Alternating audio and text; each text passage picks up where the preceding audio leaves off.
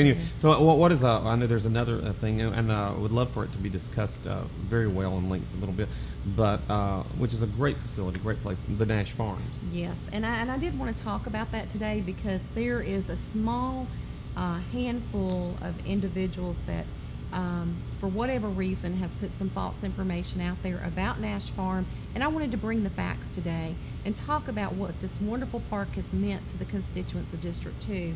When I took office, District 2 had less than 200 acres of parkland. All the senior centers, the two senior centers, were on the opposite side of the interstate. All the new libraries were on the opposite side of the interstate. The recreation center, the opposite side of the interstate. 800 acres of parkland, the opposite side of the interstate. For some reason, District 2 had not really received its fair share of expenditures for things that our citizens needed. When Nash Farm came up, it came to me, a developer came and he had bought the property from the Gresham family and wanted to build a subdivision. And what he did is he submitted to us a development plan. And basically that says this is who we are and this is what we want to do on this piece of property. So he submitted us a development plan on how he wanted the property to be developed. And if you know anything about developers, they buy land, they cut it up into little bitty pieces, lots, and they sell those off to builders. His plan for Nash Farm was to include R2, that's 2 units per acre, R3, that's 3 houses per acre, multifamily residential, and then a commercial component. And within that, he told me, he said, this is a Civil War battlefield. Did you know that? And of course I didn't. I'd only been in office about a month. And he said, you know, I would be willing to donate some of that land to Henry County if you will allow me to build this development. And so as I began to look at that development and what he was proposing, he actually had almost 400 homes slated for that piece of property.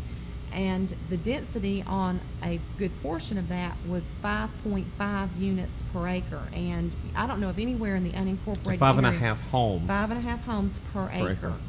And I remember walking away from the table saying, you know, I don't care what you're going to donate to this county. I cannot approve 5.5 units per acre on this piece of property. There's no way that I can do that. There's been some misunderstanding too, even about the land that he was going to dedicate for public use. You know, I've heard people say, well, he was going to give 100 acres. He was going to give 80 acres. No, he was going to donate 33.4 acres. It's in this development plan that he submitted to the county, 33.4 acres. And then when you look at it on the map, you'll note the 5 units per acre, the 3 units per acre, all that is on the buildable area of Nash Farm, and what he was going to donate to the county was actually in the floodplain. Walnut Creek runs through that property. There's a lake with a dam, and it's floodplain area. You can't build on it anyway, but that was the area that was going to be donated to the county for the park, which was of no use really. So when I started looking at what the eastern side of the interstate had compared to what the western side had, and the fact that Henry County citizens in District 2 needed parkland, this is probably the most beautiful piece of property on the west side of the interstate. And the fact that it was historical, the fact that the creek was actually, it supplies water for the city of McDonough, so it's important that we protect our watershed areas. When I began to look at that, we decided to approach the developer about buying the property for parkland. We met with him on 3 separate occasions. One occasion, he said it was worth $10 million. The second occasion, it might be worth $15 million. The third occasion, it might be worth $20 million. So every time we would go to him for a price, he would never come to us and say, this is what I want for the property. So the county did move forward with eminent domain, and we decided we would let the judge decide what the value of that property was. The property ended up costing $39,543.25 an acre is what we paid for it, and it was paid for out of impact fees.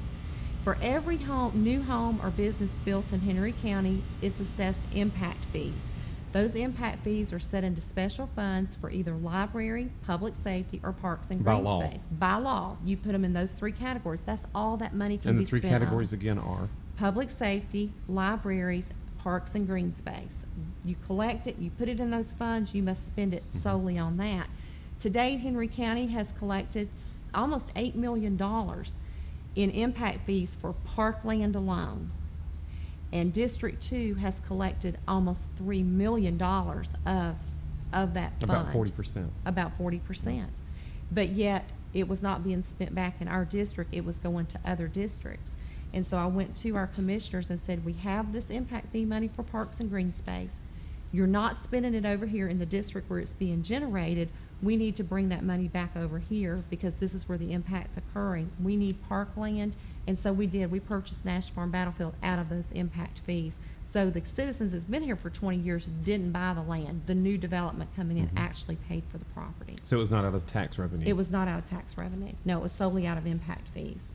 Well, that's incredible. So, and it's a beautiful park, and since the park opened, we've had last year alone, we had 25,000 visitors to the park.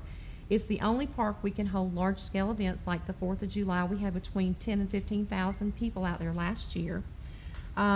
We have reenactments that bring tourism into the county, which is good for our economy.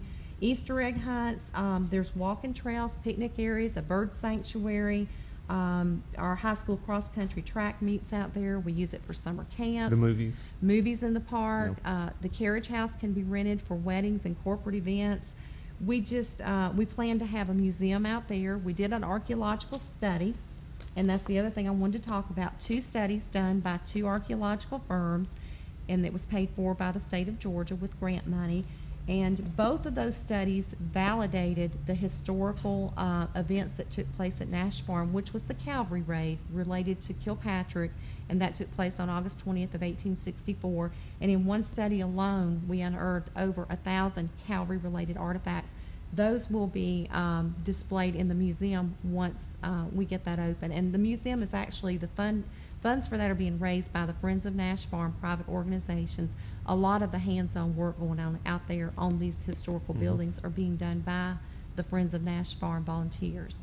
And so I'm very, very proud of that park and what it has become. And you go out there now on any given day and you see people enjoying those walking trails. It's a beautiful piece of property. And my constituents are so proud to have that in District 2. Plus, it's a great opportunity for revenue with the reenactment and the historical. And it seems there are more and more people enamored with certain aspects of the Civil War and the battles and coming. Absolutely. And I tell you, the last event we had out there, the Battle of Atlanta, we had 1,200 reenactors. They came from New York, Pennsylvania, Ohio, Illinois, Kentucky, the Carolinas, Tennessee, Florida, Alabama, Mississippi. They came from all over.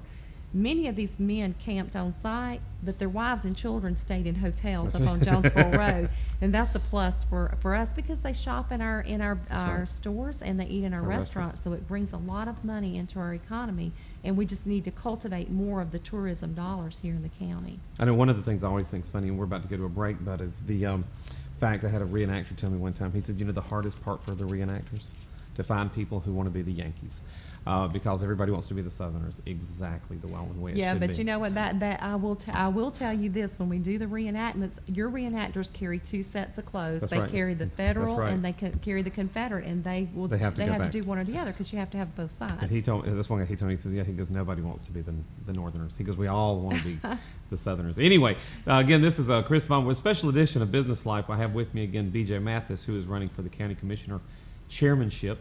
And so we'll be right back after this break. See you in a few minutes.